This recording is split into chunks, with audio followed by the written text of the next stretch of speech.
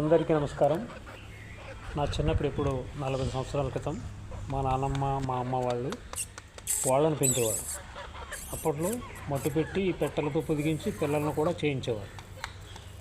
బహుశా నాకు 7-8 సంవత్సరాల వయసు ఉండొచ్చు. అప్పుడు మేము తాటికింట్లో అద్దెకుండేవాళ్ళని. ఇప్పుడు మా వాళ్ళు కోళ్ళను బాగా అభివృద్ధి చేశారు. 42 సంవత్సరాల తర్వాత నేను కాకినాడలో కోళ్ళని పెంచడానికి ప్రయత్నించి విఫలమయ్యాను.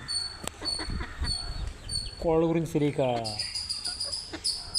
5 కోళ్ళు 2 రకాలు మిక్సింగ్ పెంచడం వల్ల అప్పుడు అవి రోగాలు రావడం వల్ల వాటిని పెంచలేకపోయాను. మరలా 2/4/2026 తేదీన మరలా మొదలుపెట్టాను. కాకినాడలోనే ఒక ఇంటి వద్ద 4 కోడి పిల్లలను 2400 కొన్నాం. 2 పెద్ద వరుస పిల్లలు 5 నెలల వయసు, 4 నెలల వయసు పిల్లలు, 2 పుంజు పిల్లలు. అవి వేరే జాతులు ఇచ్చారు. తర్వాత మరలా తుని మార్కెట్ నుండి ఒక 6 నెలల వయసు ఉన్న పుంజు పిల్ల పెట్టపిల్ల కొని తెచ్చాను. ప్రస్తుతానికి బాగున్నాయి. ఎండలు దంచుతున్నా మాకు చెట్ల నీడ బాగా ఉంటుంది. దానివల్ల పిల్లలు చక్కగా ఉంటున్నాయి.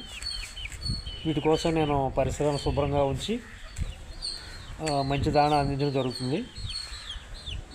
ఉదయం 9:30 ఒకసారి నేను వాటికి పెడుతుంటాను. అలాగే సాయంత్రం 4:30 తవుడు, గంట్లు, మునగాకు, తమలపాకు, వడ్లు. ఇది ఒకసారి. మరలా ఇంకొకసారి వచ్చి బొప్పాయి ఆకు, తోటకూర, తవుడు, గంట్లు ఇలా మిక్స్ చేసి ఒక్కొక్కసారి ఒక్కొక్క ఐటెం పెడుతూ ఉంటాను.